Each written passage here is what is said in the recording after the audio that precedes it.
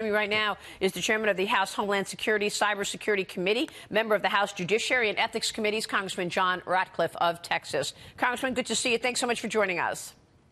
You bet. Hi, Maria. I want to get to the FISA memo because I know that you're only one of three members that actually have seen the underlying data. But let me just kick off where we just ended with Blake. Would you support a bill that offers a path to citizenship for the Dreamers without funding for a border wall?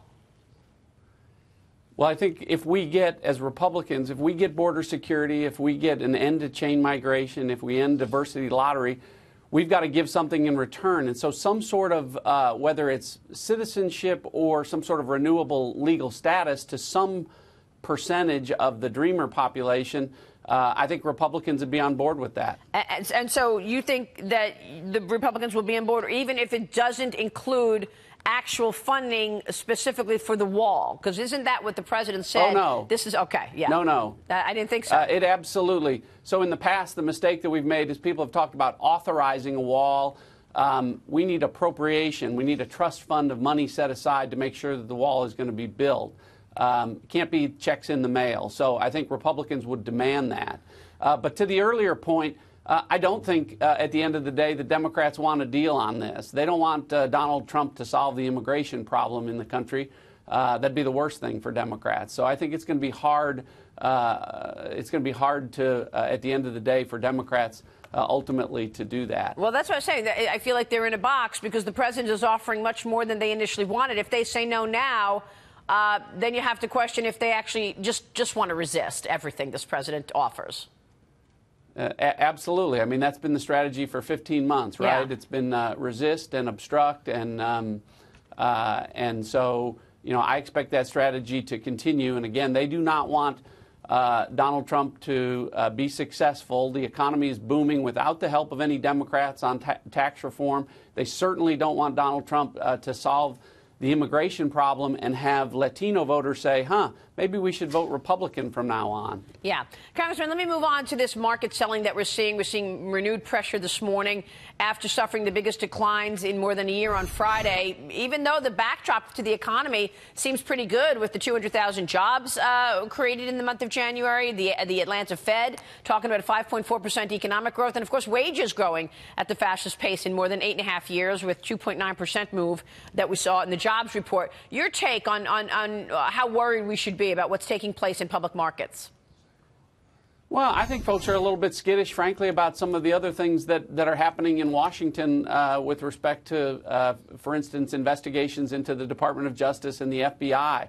The market drop on Friday coincided with the release of this memo. Right. People's faith and trust in the justice system being shaken can have an impact on the market. But the good news, Maria, is the Tax Cut and Jobs bill, cutting the corporate rate from 35% to 21%, that's a jet fuel in the long term that's going to keep this economy humming. So let me get to the memo and what you've learned, Congressman, because you are one of only a handful, three, in fact, Congressmen, or three members of the GOP who have seen the underlying data and content below this FISA memo. What's most important that we need to focus on in the memo and from all of this content that you've actually viewed?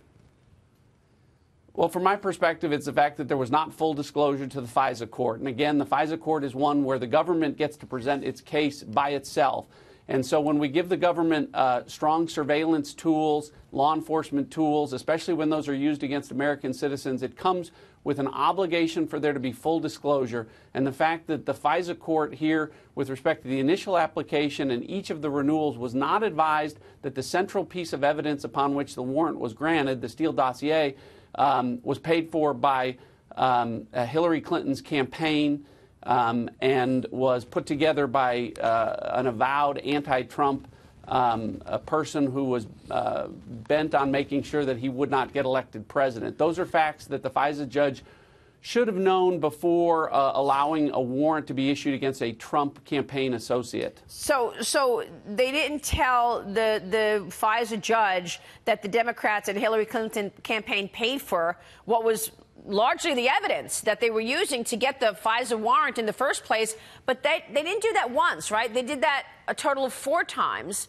which is really stunning to me. Did they keep using the same FISA evidence? Did they keep using that dossier as evidence for 4 times, or was there new information to allow them to go back and renew it? Because they renewed it 3 times, correct?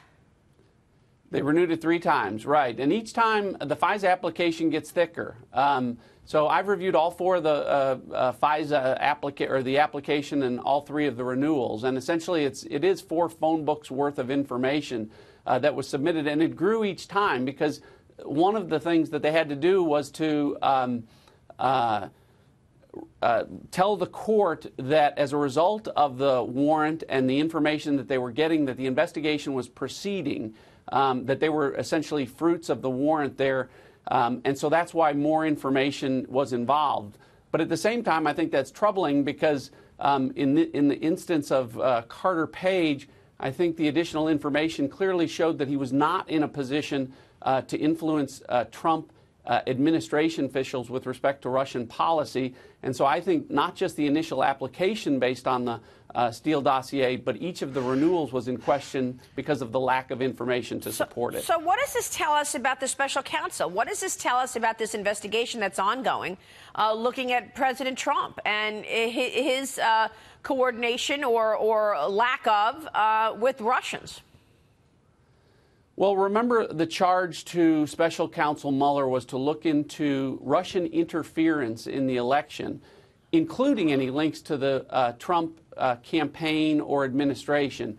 So what it tells us is that Carter Page is not a link to any Trump-Russia collusion. Doesn't mean that Bob Mueller can't continue to look at other individuals, folks like George Papadopoulos and others. So that's why this does not end the Mueller special counsel probe. But I do think what it shows is that there are still no eggs in the Trump-Russia collusion basket, Exactly. the basket that Democrats have been counting on for so long, and there's still no evidence of that. And I think, Maria, you and I have talked about this before.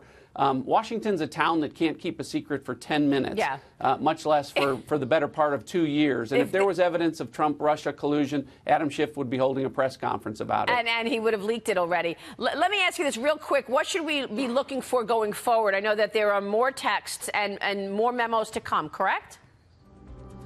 More texts. There's going to be more interviews. The intelligence investigation is continuing, so they're bringing in more folks.